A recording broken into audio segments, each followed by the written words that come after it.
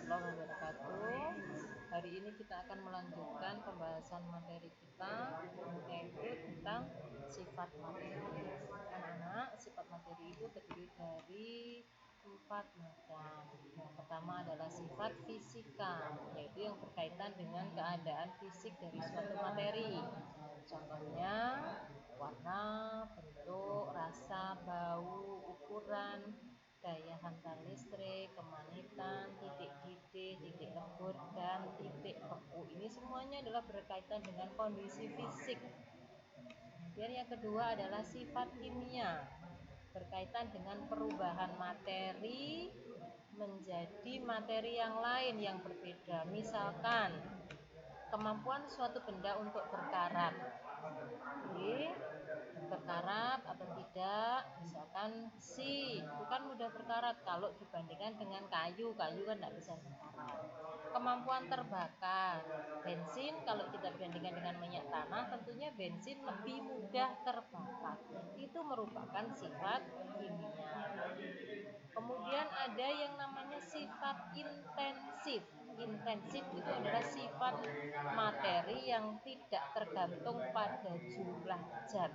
Berapapun jumlah zatnya, warnanya sama, bentuk, rasa, bau. Kalau yang namanya gula rasanya manis, sedikit atau banyak tetap sama. Itu adalah sifat intensif, tidak tergantung pada jumlah.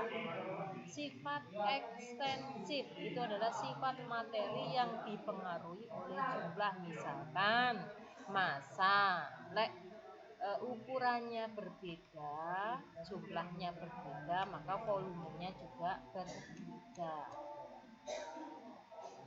Ini contohnya tadi, contoh sifat dari besi. Sifat fisika dari besi adalah wujudnya padat, menghantarkan listrik yang kuat, berwarna abu-abu, dapat ditarik manis. Sedangkan sifat kimia dari besi mudah berkarat dan tidak terbakar. Contoh sifat materi dari bensin. Bensin sifat fisikanya adalah wujudnya cair, warnanya kuning, baunya menyengat, tidak menghantarkan listrik. Sifat kimia bensin adalah mudah terbakar. Kemudian sekarang kita akan membahas perubahan materi.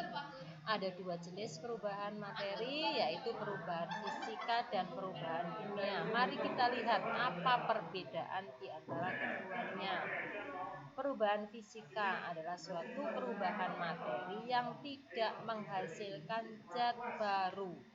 Sifat zat hasil sama dengan zat asal. Jadi sifatnya itu tetap. Sifat fisikanya, sifat kimianya tetap. Contohnya beras menjadi tepung, kayu menjadi meja. Kayu jadikan meja. Sifatnya secara fisika kan tetap sama, secara kimia juga tetap sama. Es mencair, air laut menjadi garam. Perubahan fisika dalam kehidupan sehari-hari dapat terjadi karena 1.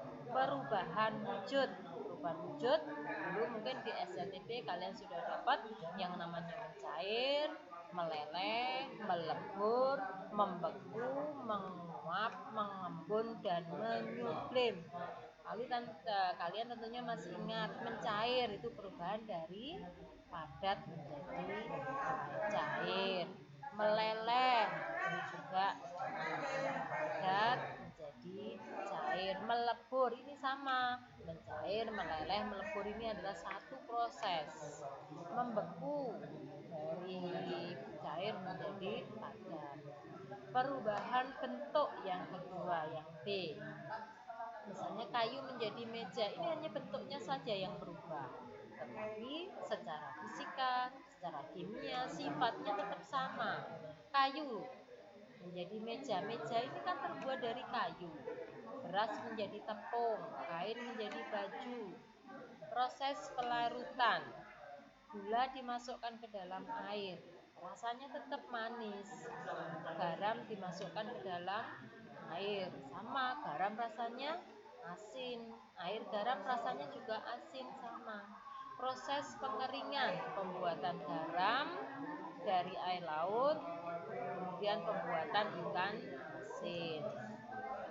Perubahan kimia adalah perubahan materi yang menghasilkan zat baru atau sifat zat hasil tidak sama dengan zat asal. Contoh, besi yang berkarat, kayu yang terbakar, apel yang membusuk, kemudian pembuatan tape. Kita ambil satu misalkan kayu terbakar. Ini sifatnya jelas berbeda antara sifat kayu dan hasil pembakaran. Apa hasil pembakaran? Ada asap, ada arang. Antara arang dengan kayu mempunyai sifat yang berbeda. Perubahan kimia dalam kehidupan sehari-hari dapat terjadi karena proses. Yang pertama adalah proses pembakaran. Kayu dibakar menjadi arang, kertas dibakar menjadi abu, bensin dibakar menghasilkan asap. Proses fermentasi, tahu sendiri, pembuatan tape, pembuatan tempe, pembuatan yogurt, pembuatan kecap, keju. Proses kerusakan itu besi berkarat. Proses biokimia dalam makhluk hidup ada berapa macam. Dan yang berikutnya adalah perubahan kimia, itu lebih lanjut disebut dengan reaksi kimia. Ada beberapa gejala yang menyertai reaksi kimia, antara lain perubahan warna, kayu dibakar menjadi hitam, buah yang masak menjadi kuning. Perubahan suhu, gamping dimasukkan ke dalam air atau karbit dimasukkan ke dalam air, maka akan menghasilkan panas, menghasilkan kalor. Timbul gas yang dapat dideteksi dari bau, asap, atau gelembung gas. Timbul endapan. Itu adalah beberapa gejala yang menandai terjadinya perubahan kimia. Dan dari beberapa materi yang telah Ibu sampaikan nanti, ini ada tugas yang harus kalian kerjakan. Yang pertama adalah sebutkan sifat fisika dan sifat kimia dari air.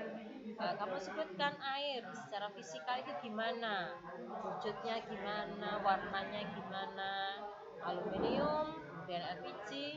Dan yang kedua, sebutkan 5 contoh perubahan fisika dan 5 contoh perubahan kimia. Tadi sudah saya sebutkan. Dan yang ketiga, sebutkan 3 contoh reaksi kimia yang ditandai dengan perubahan warna, perubahan suhu, timbul gas. Tadi sudah saya jelaskan. Carilah materi di internet, browsing ya, atau di perpustakaan kalau kalian sempat ke perpustakaan daerah maupun perpustakaan sekolah, tentang proses pengolahan sampah dan pembuatan kompos. Saya kira untuk hari ini materi kita itu saja ya.